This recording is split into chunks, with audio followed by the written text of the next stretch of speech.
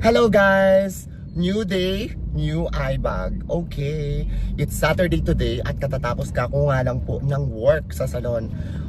So far, so good naman. Hindi kami masyadong busy but it's already 7 PM kaya pauwi na ako ng bahay. But I just wanna show you guys ang aking sometimes routine but most of the time dahil may alaga akong Whitney. Para sa mga hindi nakakakilala, si Whitney yung alaga ko dun sa land na Peking duck. So para sa mga nakakakilala kay Whitney sa mga naunang video ko, so ang ginagawa ko dyan bago ko umuwi, bumibili ako ng 1 cup of rice actually, tapos dinadaan ko sa land para syempre makakain din siya ng dinner. Of course, feeling ko kasi aside from mabubuhay naman si Whitney kahit hindi ko siya pakainin everyday, pero dahil kumakain siya ng mga mga uod on the ground at saka yung kung anik-anik.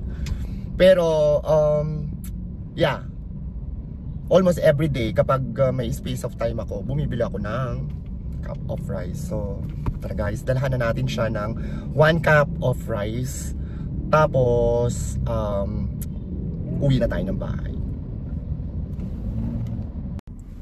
So guys, nandito na ako sa labas ng land at nakabili na din ako ng 1 cup of rice para kay Whitney. And then of course, para sa mga alaga nating pets, kapag wala kaming ulam, bumibili talaga ako ng ulam sa kanila. So this one is chicken. So yan din yung pasalubong ko dahil for sure sasalubungin na naman ako nun dahil mga gutom na sila. Dahil once a day ko lang pinapakain yung mga pets ko na si Yumiko at saka si Daisy. So guys, ito na yung rice. Ang ginagawa natin dito is bubuuin ko siya like this. Parang gagawin ko siyang bola. Tapos ipapakain na natin to kay Whitney. Marunong na si Whitney. Pag binato ko na to, hindi na ako papasok sa loob. Alam niya na kapag may nagbato ng ganito, automatic na. Let's go!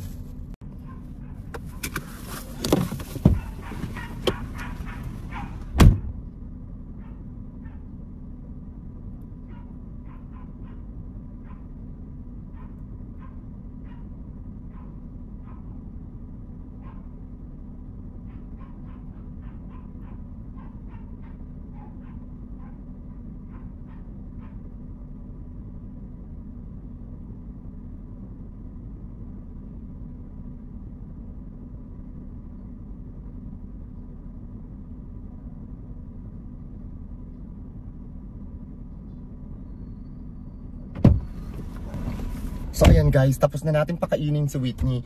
Pero this time, kasi normally pag pinupuntahan ko dito si Whitney, bibilugin ko yung kanin, then tatanggalin ko sa plastic, itatapon ko lang sa labas ng bakod. Normally, tatakbo na siya, habulin niya kung ano yung binato kong rice, and then kakain na siya. Pero ngayon, hindi ko siya nakita na tumakbo dun sa binato kong kanin. So parang napapaisip ako kung ano kayang nangyari kay Whitney. Pero bukas guys, kung hindi maulan ng umaga, pupuntahan ko siya para bisitahin ko siya. So for now, uuwi na tayo dahil nag-iintay na din ang ating mga amo sa bahay at ang aking mga amo.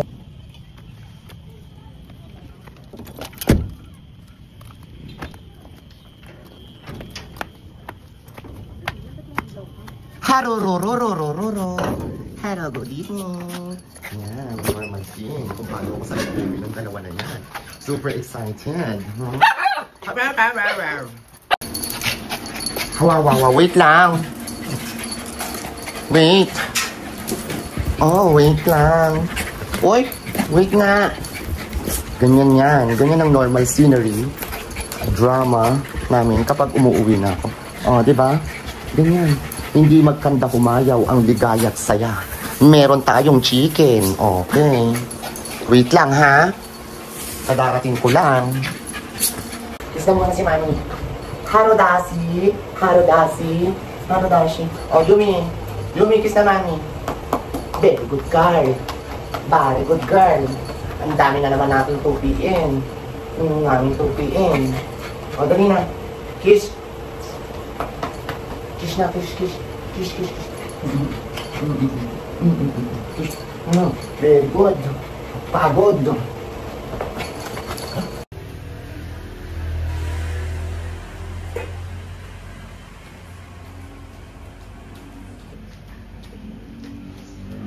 How much is it? What, a Coca-Cola? One liter? Yeah. The one big? Yeah.